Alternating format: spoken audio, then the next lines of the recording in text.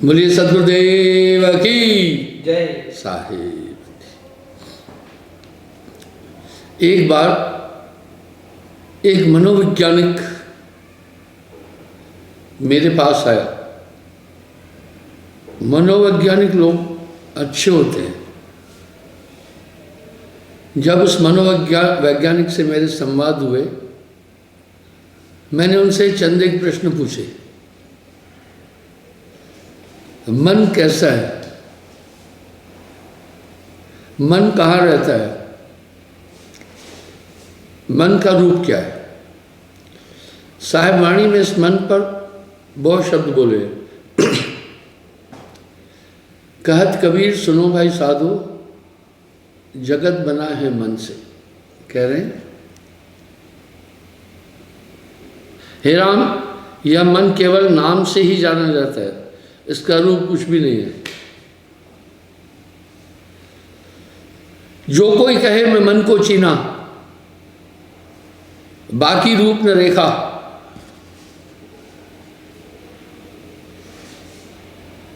पलक पलक में वो दिखलाए जो सपने नहीं देखा, संतो मन का करो विवेका।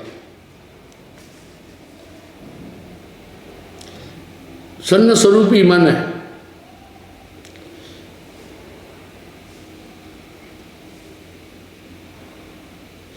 हे रघुनंदन, जिस प्रकार सूरज में तेज, वायु में स्पंदन, जल में शीतलता, स्वर्ण में आभूषण, मरीचिका में जल और आकाश में दूसरा चांद है, उसी प्रकार आत्मा में मन की स्थिति भी है। मन कोई उत्पन्न नहीं हुआ, फिर भी कितने आश्चर्य की बात है, यह आकाश की तरह सर्वत्र व्याप्त है। इसके द्वारा ही जगत को जाना जाता है। हे राम, यह असत रूपी विश्व सबसे जिससे प्रतीत होता है, उसी को मन कहते हैं। अब आप थोड़ा सोचें। साहिब वाणी में एक शब्द कह रहे हैं, कहत कबीर सुनो भाई साधो, जगत बना है मन से। बस ये मन मिथ्या है। साहिब ने मन के अंग पर बड़े गहन शब्द बोले। तेरा बैरी कोई नहीं, तेरा बैरी मन।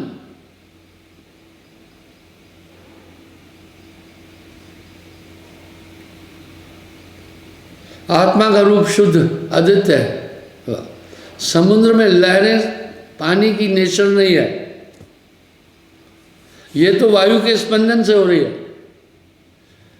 इस तरह संकल्प विकल्प और इच्छाएं ये मन से उत्पन्न होती है। आत्मा संकल्प विकल्प से परे है। ये जानने की जरूरत है आत्म रूप को, क्योंकि आत्मा स्व अपने में ही स्थित है। आत्मा को कहीं से ज्ञान आहूत नहीं करना है। आत्मा ज्ञान से परिपूर्ण है। अब आप देखना, आप कहेंगे फिर अज्ञान कहाँ से आया? आत्मा जैसे अग्नि में ऊष्मा को आहूत नहीं करना है, वो उसमें स्थित है, उसी में है, वो उसी में है। जैसे वायु में स्पंदन ढूंढना नहीं है, उसमें है। इस तरह आत्मा में आनंद है, कहीं से नहीं लाना है। आत्मा में अमरत्व भी कहीं से ढूंढना नहीं है, वो है ही है अमर। आत्मा निरालंबी है। अगर इसलिए आत्म तत्व की प्राप्ति तो बहुत जरूरी है। क्या हुआ वेदों के पढ़ने से न पाया भेद को,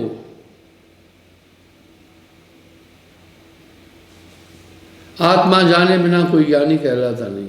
हम सब पूरा जीवन भागीरथी प्रयास करते हैं सुख की प्राप्ति के लिए, सुख मिलता ही नहीं।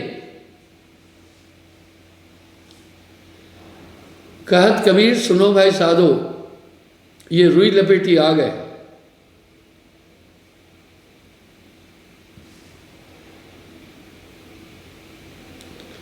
आत्मा में ज्ञान कहीं से नहीं लाना है, वो ज्ञान रूप है ही है। आत्मा में विवेक कहीं से नहीं लाना, वो विवेक रूप है। संतोष कहीं से, वो स्वतः है। आत्मा परमानंदमयी है। क्यों? जितने भी शास्त्रज्ञ हैं, विचारवान हैं, सभी एक बात तो बोल रहे हैं ना, सबका एक मत है ना कि ईश्वर आनंदमय है, अविनाशी है। आत्मा जब उसका अंश है तो उसमें ये सभी गुण आएंगे। हम सब एक चीज़ देखते हैं, आप अपने बच्चों में अपना रूप भी देखते हैं, अपने गुण भी देखते हैं, अपने लक्षण देखते हैं, अपनी आवाज़ देखते हैं, अपने जैसी बुद्धि देखते हैं। जो जिसका अंश है उसके गुणों को वर्णन करता है। बाप पर पूत, वंश पे घोड़ा, बहुत नहीं तो थोड़ा थोड़ा। इसलिए हे राम, आत्मानंद से बढ़कर कोई आनंद नहीं है। इंसान पूरा जीवन एक सुख की तलाश करता है, लेकिन भौतिक पदार्थों से मिलने वाला जो सुख है वो सुख मिश्रित दुखाभास है। यहाँ साहब एक शब्द कह रहे हैं, कहत कबीर सुनो भाई साधो, ये रुई लपेटी आ गए।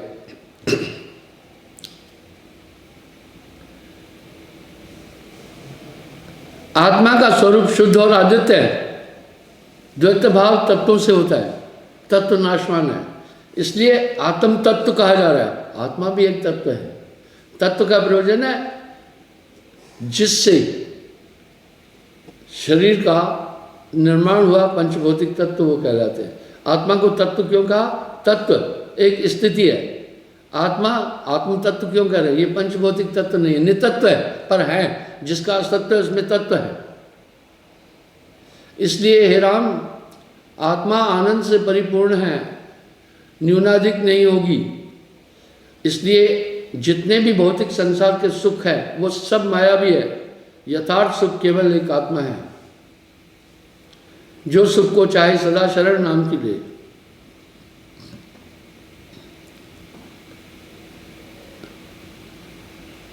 जिसमें तथा द्वैत रूप विश्व जिसमें भाषित होता है उसी का नाम मन है। ये बहुत बड़ा बखेड़ा है। आप देख रहे हैं सूर्य का अपना अस्तित्व, उस तक बादलों की पहुंच नहीं है। बादल सूर्य तक नहीं पहुंच सकते, लेकिन सूर्य को आच्छादित कर देते हैं। क्या सूर्य के अस्तित्व को खत्म कर देते हैं? नहीं, वो खत्म नहीं कर सकते, पर आच्छादन कर देते हैं। आच्छादन का मतलब है किसी पर पर्दा, आवरण देना। अब देखो, जब घोर बादल हो जाते हैं, सूर्य का प्रकाश पहुंच नहीं पाता, इसलिए मनुष्य के पास में मन और माया के कारण आत्मा का आनंद नहीं पहुंच पा रहा है। यहां साहब ने एक बड़ा सटीक शब्द कहा, पलट वजूद ने अजब विश्राम है, होए मौजूद तो समझ आए। बस हम दुनिया के जिन सुखों की आकांक्षा करके अपने आत्म रूप से दूर है, वो सब क्षणिक सुख है। वह साहब कह रहे हैं, कहत कबीर सुनो भाई साधो, रुई लपेटी आ गए।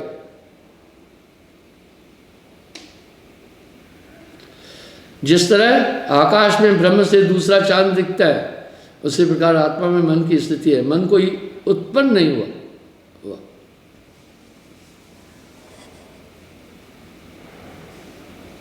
नाना भांति के संकल्प विकल्प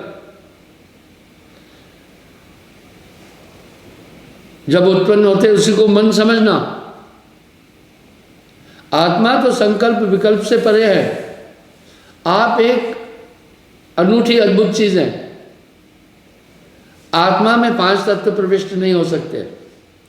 आत्मा की व्याख्या जो शास्त्रकारों ने की है बहुत सुंदर की है।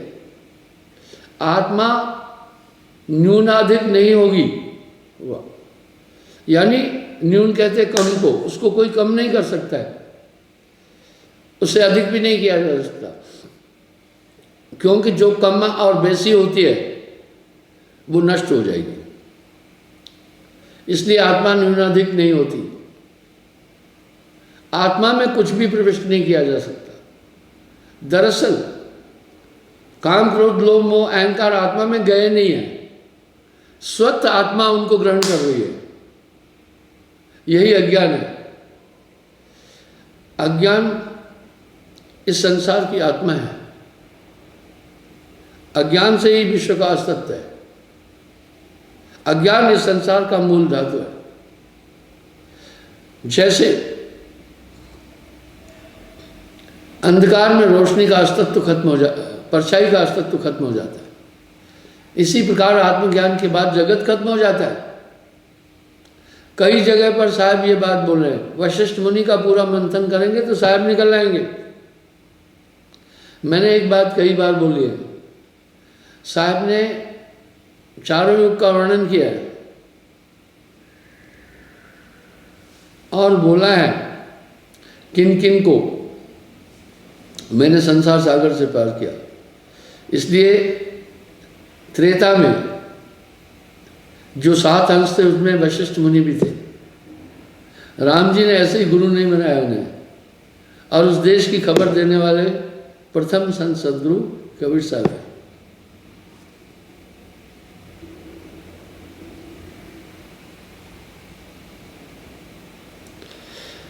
जिस स्थान का संकल्प होता है वहां वहां मन की स्थिति होती है। उदाहरण के लिए घर के सोचो, आपका संकल्प है, आप घर में पहुंच जाते हैं और जैसा जैसा मन संकल्प करता है अंतःकरण पर वैसा प्रभाव पड़ जाता है। आजकल 2 बीमारियां बहुत ज़्यादा फैल रही है, डॉक्टर लोग भी इस पर थोड़ा ध्यान कम दे रहे हैं। पहला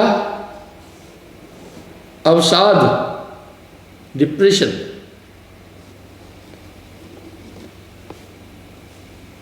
दूसरा माताओं बहनों में मिसकैरेज। कई माताएं मैंने आकर मुझे प्रार्थना करती है, कहते हैं गुरुजी बड़ी मुश्किल से 5 साल बाद कंसीव किया था, लेकिन 3-4 महीने बाद बोला बच्चा कोई मूवमेंट नहीं कर रहा। ये ग्लोबल वार्मिंग के कारण है। दूसरा, आज हर आदमी समस्याओं से जूझ रहा है, इसने आवश्यकताएं बढ़ा दी है। इसलिए चिंतन का प्रभाव मस्तिष्क पर पड़ा ना, देखने का प्रभाव मस्तिष्क पर पड़ा ना। जब आप अपने में एकाग्र हैं तो आप अपने स्वरूप में स्थित है, बस पलट वजूद में अजब विश्राम में हो मौजूद तो समझ आए।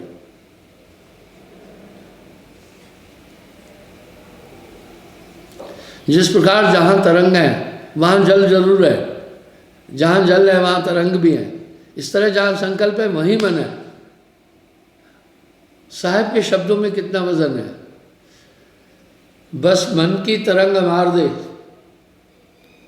तो हो गया भजन, आदत बुरी सुधार ले तो हो गया भजन। आपको मैं बताऊं, मैं समझता हूं, इस बात को आप भी समझेंगे। जब आप सद्गुरु की भक्ति में आएंगे आपका घोर विरोध होगा। कैसा घोर विरोध होगा? बहुत विरोध होगा। विरोध क्यों होगा? मैंने इसकी आख्या पहले भी दी है, इसकी व्याख्या की है मैंने। मुझसे एक बार एक पत्रकार ने एक सवाल पूछा, महाराज आपके समांतर चलने वाले काफ़ी पंथ है जो सर्वगुण भक्ति नहीं करते, उनका विरोध नहीं होता, आपका घोर विरोध है। मैं बोला बिल्कुल आप ठीक कह रहे हैं।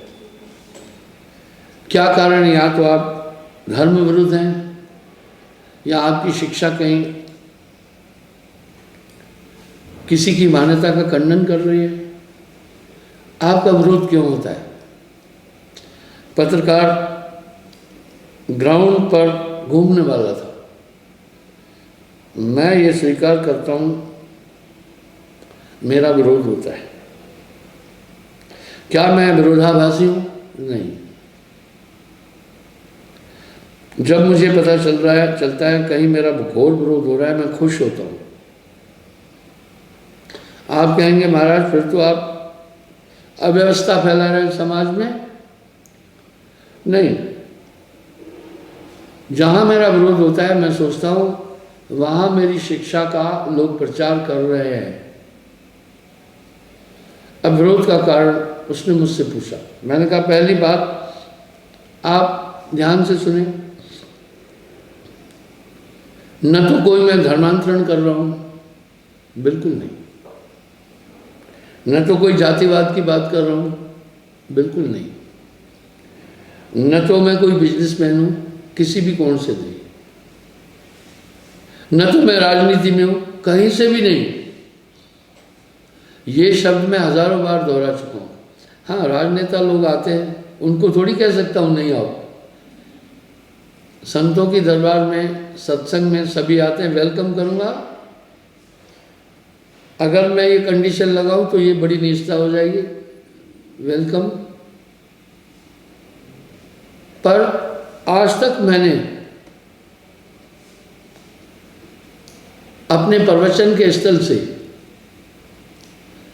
किसी भी राजनेता को, किसी भी दल का राजनेता है, उसको संभाषण करने का अवसर नहीं दिया। मैं उनसे कहता हूँ आप आए, वेलकम, आपका स्वागत है। पर मैं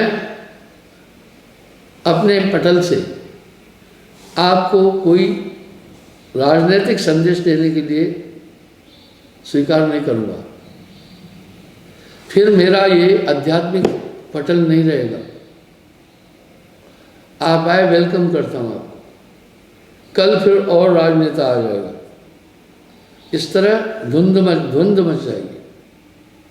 तो मैं शुद्ध रूप से एक अध्यात्मवादी, एक सन्यासी हूँ, इसके आगे कुछ नहीं। तो मैंने उनको कहा भाई, न तो मैं धर्मांतरण कर रहा हूँ, न तो मैं किसी को हिंसा सिखा रहा हूँ। विरोध क्यों है आपका? मैंने कहा सुनो, आप चिंतन करना, विरोध क्यों है आपको समझ में आ जाएगा। जो लोग हमारी संस्था में भक्ति में आता है, मार्ग में आता है, साहेबंदगी में, हमारा तो परमहंस मार्ग है, भृंग मत है, तो पहले हम उनको 7 नियम बताते हैं। सत्य बोलना, मांस न खाना, शराब न पीना, पर स्त्री गमन न करना, चोरी न करना, जुआ न खेलना, हक की कमाई करना। मैंने उस सज्जन से पूछा क्या ये 7 नियम समाज को अमान्य है, समाज विरोधी है, धर्म विरोधी है?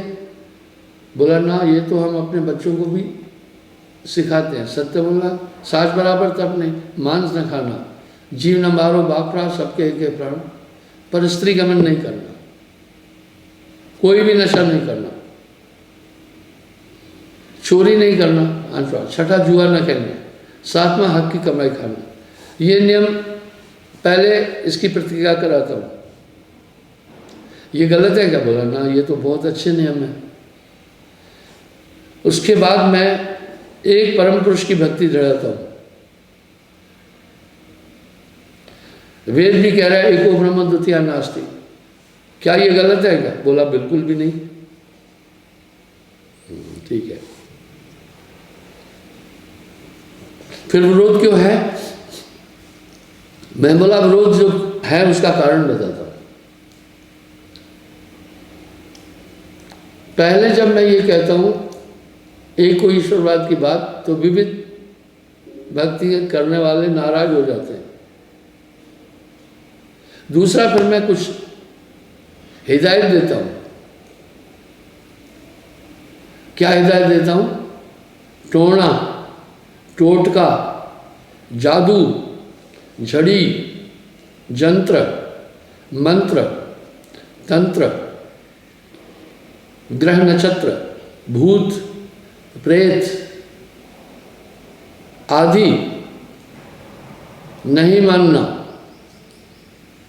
क्यों? आपके पास जब नाम की ताकत आई तो ये तुम पर प्रभावित नहीं होंगे। इसका फिर मैं साहब के एक शब्द से उदाहरण देता हूँ। सद्गुरु शब्द सहाई, निकट गए तन रोग न व्यापित, पाप ताप मिट जाई, अठवन पठवन दृष्ट न लागे, उलटता है घर जाई। ओझा डायन डर और डर पे जहर दूर हो जाए, कहे कभी काटो यम फंदा, सुकृत लाग दो आई। नाम की ताकत के बाद में आपको ये चीज़ें प्रभावित नहीं करेगी। जब ये वर्जित करता हूँ तो खट दर्शन नाराज हो जाता है, ओझा तांत्रिक नाराज हो जाते हैं, तामस भक्ति वाले नाराज हो जाते हैं, आप विचार करो, जब इंसान 7 नियमों का पालन करेगा कितना महान हो जाएगा, निर्मल हो जाएगा। इसलिए वो जब उनके कारोबार में रुकावट आती है वो विरोध करते हैं। दूसरा मेरा विरोध क्यों होता है, हमने अपनी संस्था में एक न्यायिक सहायता ग्रुप बनाया, यानी जिस गरीब पर, सत्संगी पर कोई अत्याचार कर रहा है और वो सक्षम नहीं है, ऐसे असहाय लोगों को हेल्प देते हैं हम। इसमें 5 वकील अच्छे हाई कोर्ट के शामिल हैं, वो मेरे सत्संगी हैं।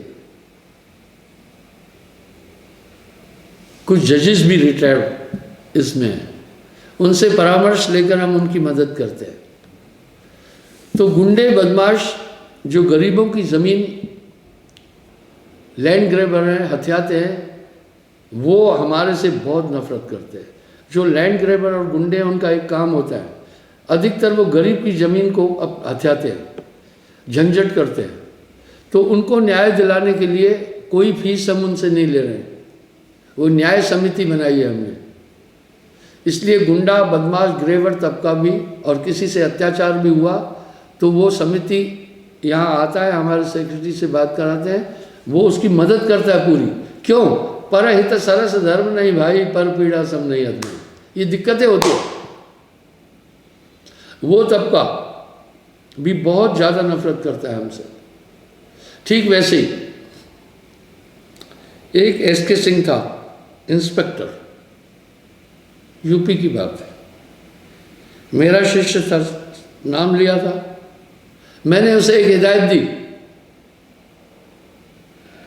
मैंने कहा आप थाना अध्यक्ष हैं, आपके पास काफ़ी अधिकार होंगे, पहले तो आप घूस कभी मत लेना, ये रक्त का पैसा है, दुखी होकर इंसान देता है, ये पैसा आपके बच्चों को, आपके शरीर को नुकसान पहुंचाएगा, आह है उस पैसे में। दूसरी बात, न्याय करना, तुम डरना नहीं, तुम्हें कोई चपरासी नहीं बना पाएगा, तुम न्याय करना। बोला ठीक है। तो उसको दिक्कतें भी आई, लाजमी है, जब आप सत्य पर चलेंगे दिक्कत भी आएगी।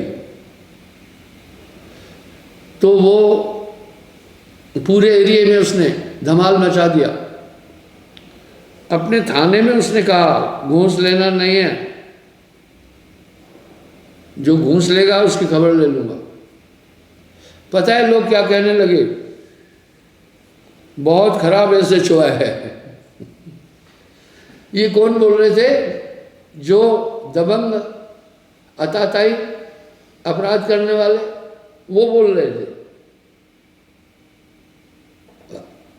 इस तरह जो मेरे लोग जहां भी काम कर रहे हैं, हमने उनको कहा घूस लेना नहीं है, किसी को सताना नहीं है। एक बैंक में मेरा नामी मैनेजर है, तो जब लोन करते हैं तो अधिकतर उनसे घूस मांगी जाती है। और सच तो है ना, ग्राउंड में घूम कर देखो ना, हो सकता है इस भ्रष्टाचार से बड़े आदमी ज्यादा प्रभावित नहीं है, उनसे डरते हैं अधिकारी वर्ग, इससे प्रभावित होता है छोटे तबके का आदमी। तो वो घूस नहीं लेते थे, बिल्कुल नहीं लेते थे, हक की कमाई खाना। एक बार वो ग्रामीण बैंक में मैनेजर थे, एक का लोन सैंक्शन किया 1 लाख रुपया, उसने 10,000 रुपये दिए उसको, बोला ये लीजिए आप, आपका हिस्सा। उसने कहा बाबा मेरा परिश्रम की, मेरा मेहनताना मुझे गवर्नमेंट देती है, ये मैं घूस का पैसा नहीं ले सकता, मैं नहीं लेता, आप ले जाएं। आप मानेंगे उस लड़के की उम्र 30 साल थी, घूस देने वाला आदमी 70 साल का था, उसके पैर पड़े, कहा भाई तुम तो देवता हो। इस तरह यूनिवर्सिटी में भी बड़े बड़े पोस्टों पर जो मेरे लोग हैं घूस नहीं लेते हैं। हक पराया खावना कुछ सुअर कुछ का है। इस कारण से जो ऐसा तबका है वो विरोध करता है। मैंने पत्रकार को समझाया, बाकी भाई हमने कोई ऐसी टोली नहीं बनी कि जाकर कहीं हम हमला कर रहे हैं। आज तक मोर देन मिलियन लोग हैं, हमारे लोग कहीं इकट्ठे होकर के प्रशासन को कोई रुकावट नहीं दिया, लॉ एंड ऑर्डर की प्रॉब्लम नहीं की, और हम गुंडे बदमाश नहीं हैं, इसलिए विरोध होता है। ठीक है, सत्य का विरोध होगा, वो आदमी इस बात को समझ गया। इस तरह जब आप भक्ति में जाएंगे आपका विरोध करेगा होगा। दूसरा क्यों होगा विरोध? क्योंकि आप जब नाम पदार्थ मिल जाता है सब सुख आ जाते हैं, तो संभवतः आपके नज़दीक रहने वाले अपने निजी पराये भी ईर्ष्या करेंगे। उनके पास और कोई बहाना नहीं है आपको नीचा दिखाने का, एक बहाना है ज़बरदस्त, वो कहेंगे इन्होंने धर्म छोड़ दिया। भाई कैसी बात कर रहे हो? हम तो धर्मिष्ठ हैं, हम तो बहुत धर्मिष्ठ हैं, हम तो धर्म का पालन कर रहे हैं। लोग कह रहे हैं भैया हम हिंदू हैं, ठीक है, हिंदू होना अच्छी बात है। मैं क्या कहता हूँ, हम ही हिंदू है। जो मेरा ये ही है ये बड़ा धमाल मचा देता है।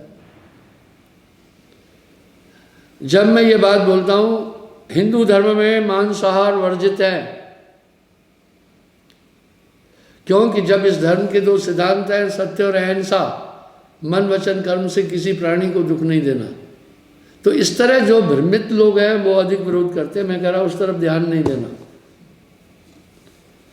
यहां एक शब्द बड़ा प्यारा है, जगत भगत में बह रहे चारों युग फरमान।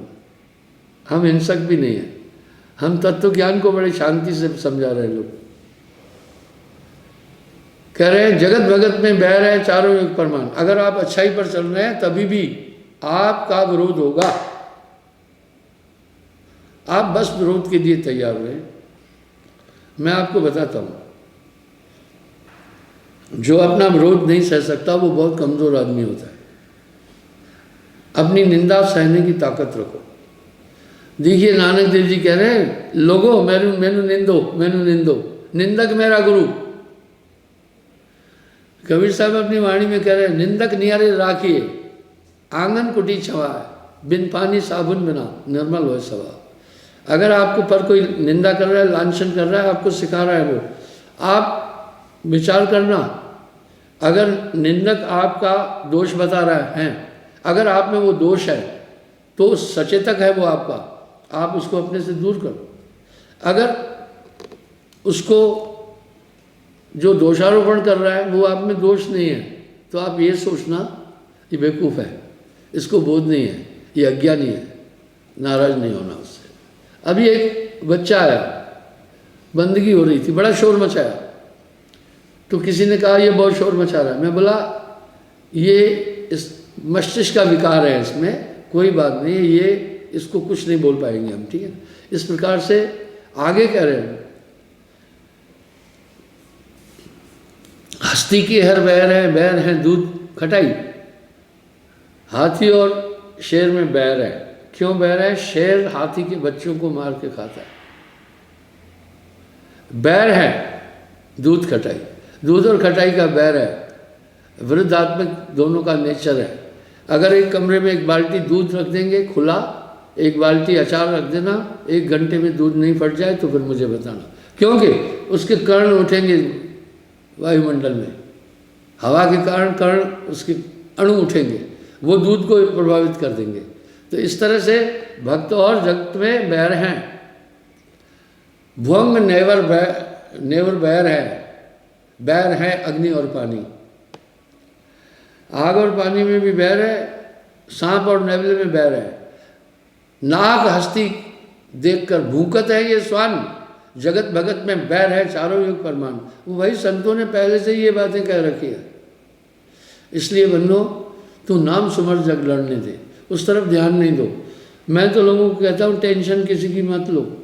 अगर आपकी भार्या, आपकी पत्नी आपको टेंशन दे रही, वो भी मत लेना। टेंशन आपका सत्यानाश करेगी, वो लेना ही नहीं ना। लोग कह रहे हैं लोग टेंशन देते हैं, लोगों की क्या गलती है? तुम टेंशन ले रहे हो, तुम लो ही नहीं। वही प्रसंग आ गया।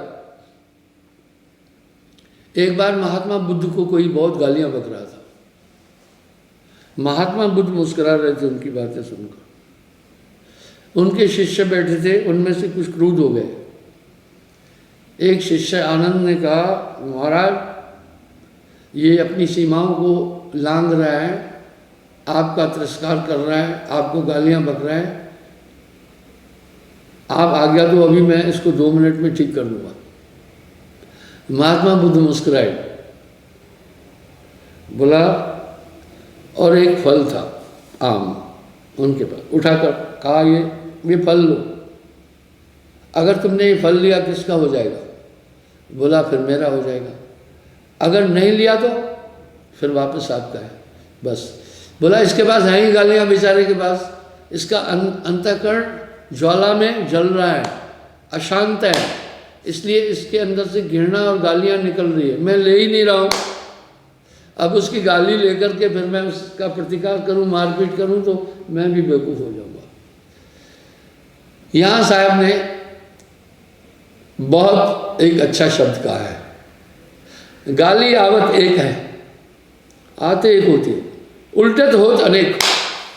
उलटने का मतलब है गाली के बदले आप जब गाली दोगे तो फिर वो अनेक गालियां देगा, फिर अंतोगत्वा क्या होगा? लड़ाई की जड़ गाली, फिर हाथापाई होगी। तो साहब कह रहे हैं गाली आवत एक है, उल्टत होत अनेक, कहे कबीर ना पलटिए, रहे एक की एक। इसलिए वशिष्ठ जी भी कह रहे हैं जिस स्थान का संकल्प होगा वही मन की स्थिति भी होती है। जिस प्रकार तरंगे वही है जहां जल अवश्य है। ये मन समस्त दुखों का कारण है। मन ही कर्म भरम उपजाए। वाह, साहब ने तो साफ साफ कह दिया, तेरा बैरी कोई नहीं, तेरा बैरी मन।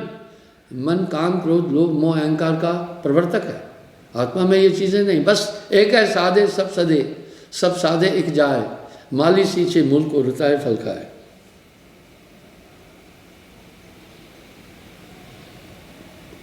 मन समस्त दुखों का कारण है।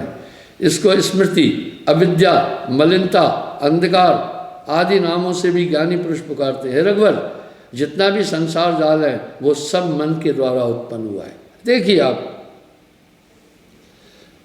अब यहाँ मेरी बात सत्यापित हो रही है। मैं मन पर काफ़ी कंसंट्रेट हूँ।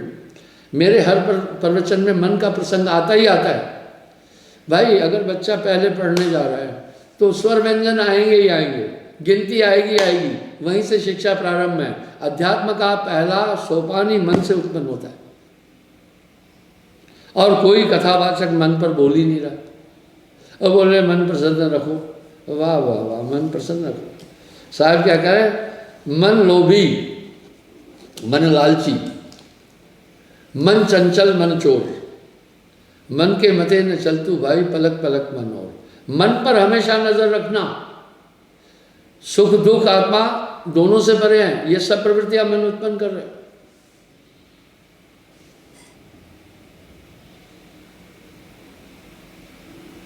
इसी मन रूपी शरीर को अंतवाग नाम से भी जाना जाता है। यही संकल्प रूप सब प्राणियों का आदि शरीर है। इस तथ्य को समझना, जब आप कोई भी संकल्प करते हैं एक शरीर बनता है। संकल्प खुद एक शरीर है। इसलिए काम काम सबको कहे, काम न चीने कोय, जेती मन की कल्पना काम कहावे सोए। इसलिए साहब क्या कह रहे हैं? बड़े सटीक शब्द हैं। चिंता तो सतनाम की और न चितवे दास, जो कुछ चितवे नाम बिन वही काल की फांस। तो बंधुओं, बस मन पर नियंत्रण।